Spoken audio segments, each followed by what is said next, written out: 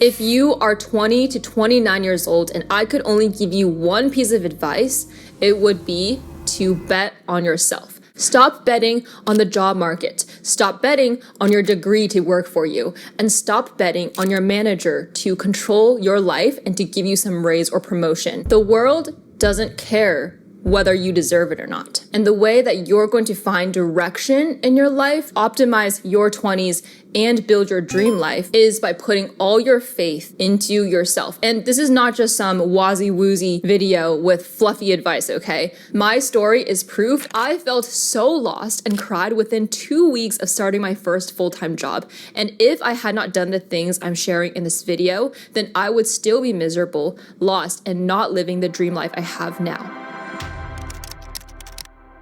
I am betting on myself and turning down MIT Sloan Business School, which is one of the top programs in the whole world. I was planning to attend in the fall of this year for the past 4 years. My main job right now is running my YouTube channel. I share how to optimize your life in your 20s especially. So this is a very unconventional career, right? Funny enough, I was probably the most conventional Asian kid you could think of. I attended Caltech. I had great internships. Then my first full-time job out of college was actually business management consulting. I was following this cookie cutter path and exactly what my Chinese immigrant parents expected me to do. So how did I stray from this path? Was it easy? The answer is no. It was very, very hard to reconcile the identity I thought I had. Did my parents approve? We'll get into that. How did it all work out in the end? And how does business school fit into this picture? Well, first of all, I'll answer the latter. I applied to 4 deferred MBA programs as a senior in college. So for those who don't know, you can apply to a top MBA program when you are a senior. If you get in, you just have to have 2 to 5 years of full-time work experience before matriculating. The belief is that I need an additional degree besides my bachelor's to be more competitive in the job market and to set myself up for success, which isn't completely untrue, but it was kind of like one of those decisions you make because everyone tells you it makes sense. And so you just kind of trust it. I applied to this MBA because I really did like using more people skills and I wanted to be in management, lead others, lead change, make a difference in the world. You know, all these fancy terms that the MBA says it helps you do.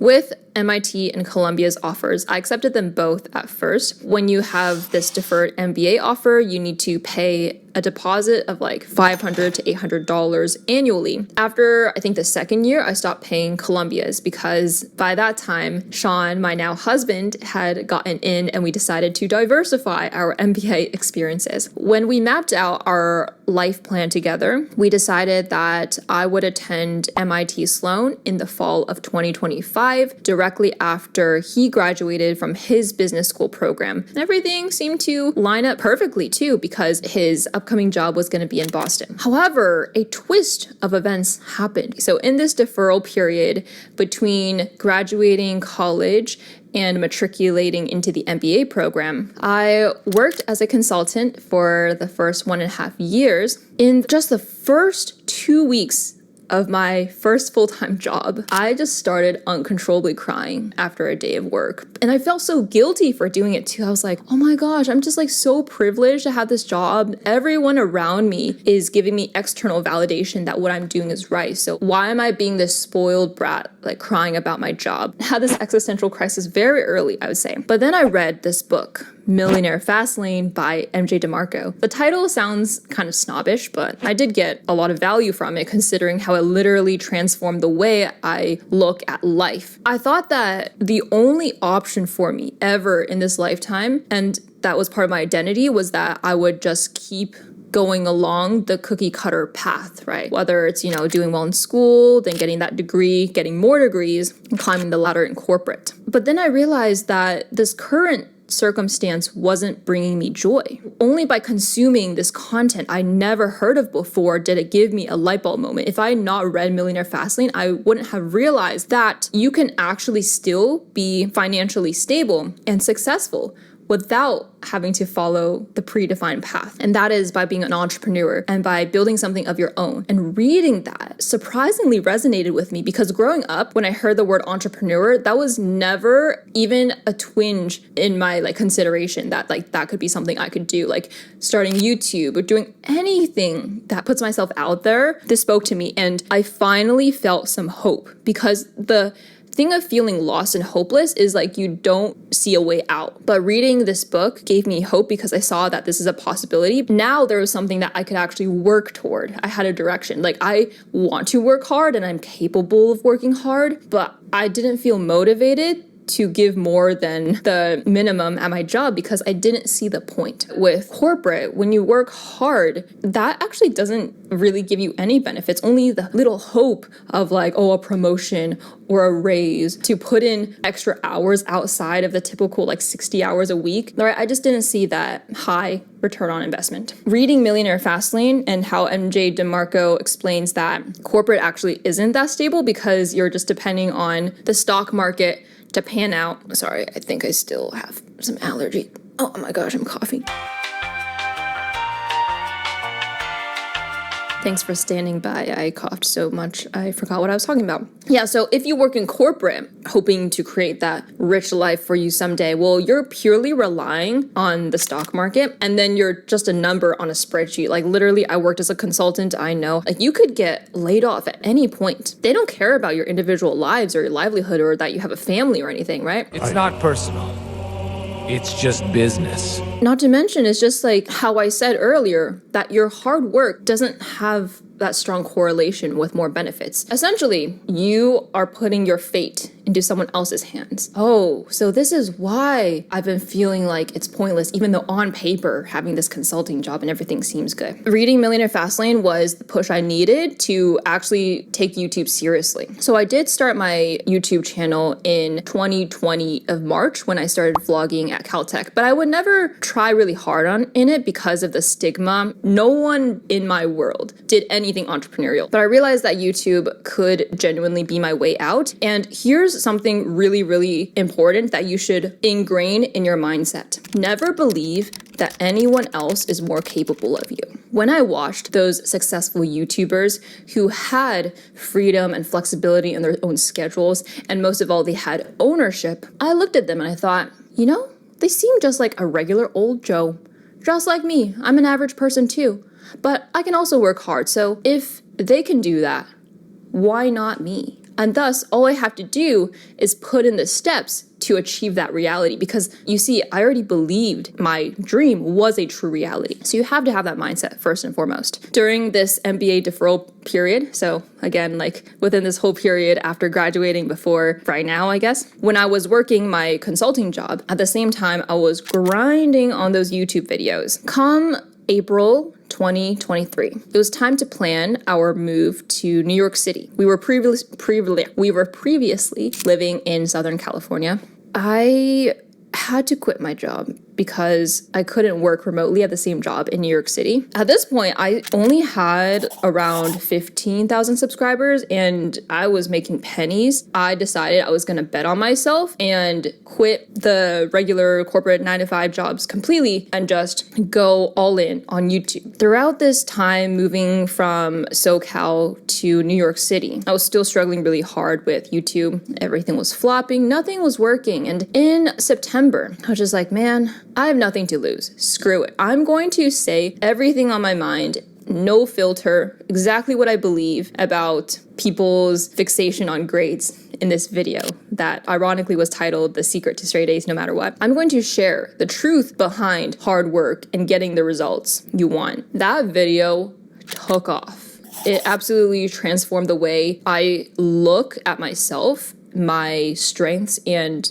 YouTube. So I continued leaning into that strength of having contrarian views. I like contrarian views, maybe, which is why I like Mark Manson's concepts. This was really the turning point for my channel to hit 100,000 subscribers just 3 months later in December 2023. I continued pushing and growing, and I'm skipping a lot of the additional struggles I went through. Trust me, this journey was one of the hardest things I've done in my entire life. But here's the thing, I chose this struggle. How lucky I am to be exhausted in the pursuit of a challenge of my own choosing. I would rather have these struggles that YouTube brings me rather than the struggles that were forced upon me in, say consulting. Oh my gosh, the amount of opportunities and how beautiful life became being my own boss, being creative. It just felt more like the world was my oyster. This proof to myself made me realize that, hey, what I achieved before is not just because I'm good at school or because I'm good at recruiting or anything. The through line through all of those past achievements is the same thing that got me to be successful on YouTube. It's me. It's who I am. It's my work ethic. It's my determination. I just can't express how grateful I am that I bet on myself. See, the funny thing is, I didn't tell my parents for the longest time.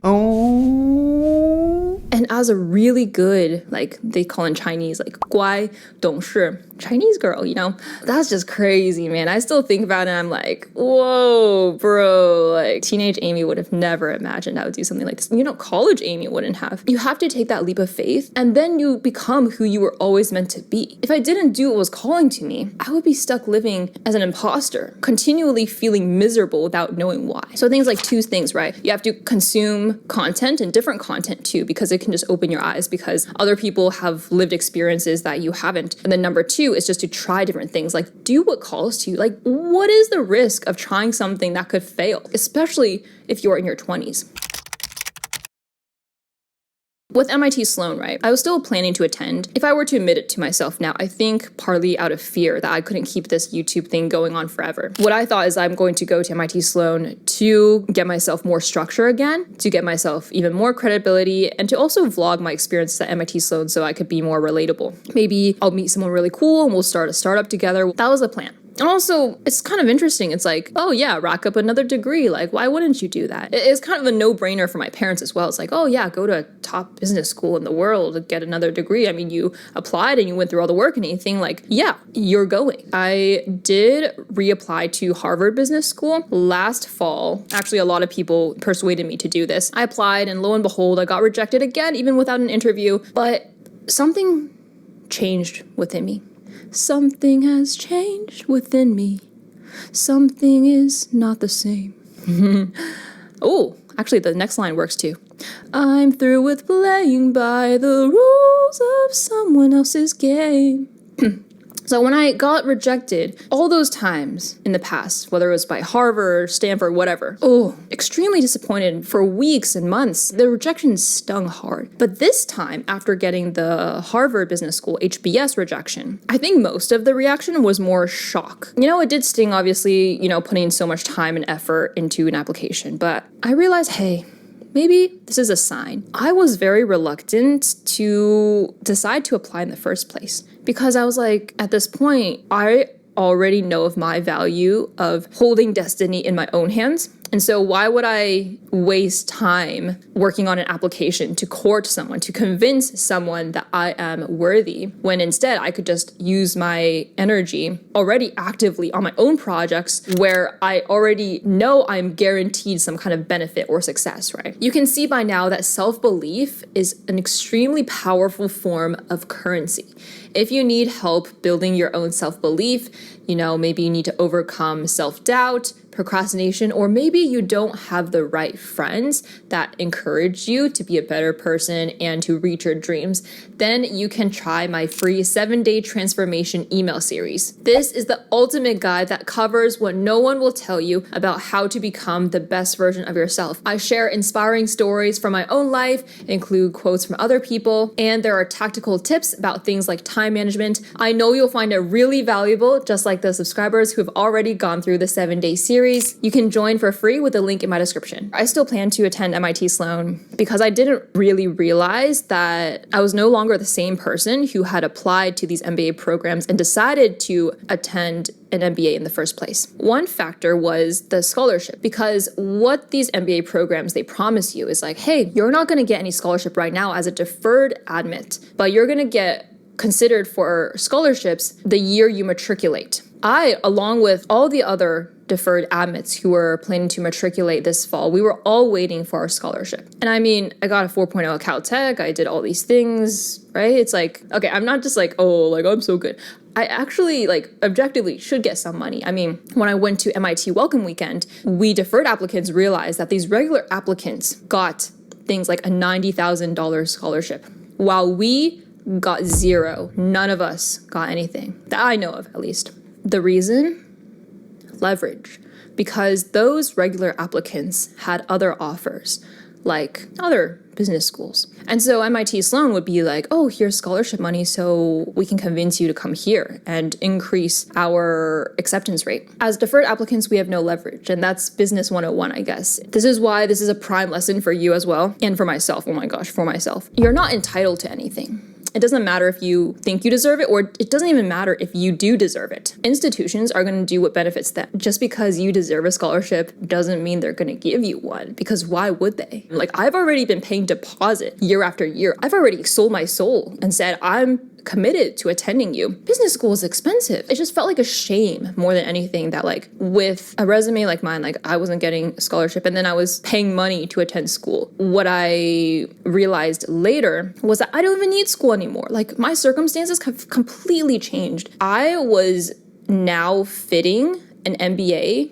into my narrative. But what if not going was an option? Would I go then? Would it be worth it? So I turned down the deposit, but something kept nagging at me. I was like, no, this ain't right. I don't want to go at all. This was met with a lot of resistance from my parents and a little bit Sean, actually. They didn't get it at first, but you know, that's why you got to stand so strong with your beliefs and what feels right to you. Eventually I convinced them, but I was like, yeah, I'm not going, because think about it. I'd be willing to spend $250,000 on a degree that I don't need, on an institution that doesn't even believe in me. And I'd be giving away 2 years of my life. And I was already really stressed with this biological clock ticking, man. It's like, as a woman, it's like, oh, I have these dreams. Well, nope, count down. You have 4 more years because you gotta have kids by like 30. And so it's like 2 years lost that wouldn't even really benefit or contribute to my North Star, right? So it's like, that became the no-brainer. Not attending an MBA became the no-brainer. My friend and I talk about this a lot, but we're like, wow, it's so interesting how people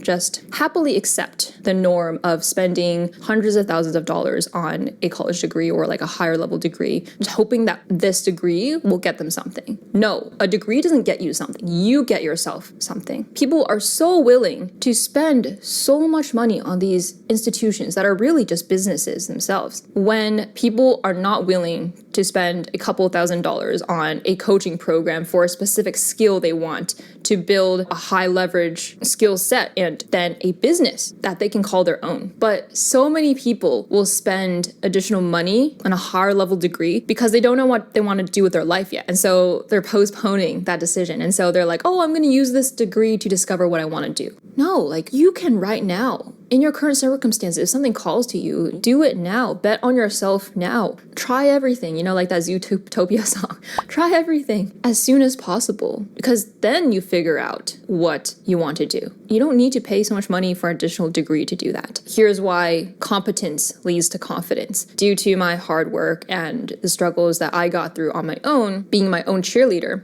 I have created my dream job and created things that I'm very proud of. And so I have that confidence that cannot be shaken by these institutions anymore. And that is why you should bet on yourself. I don't know what your strength is, but only you can discover that for yourself. I'm not here to say I have everything figured out. You know, every other 2 weeks I still have an existential crisis.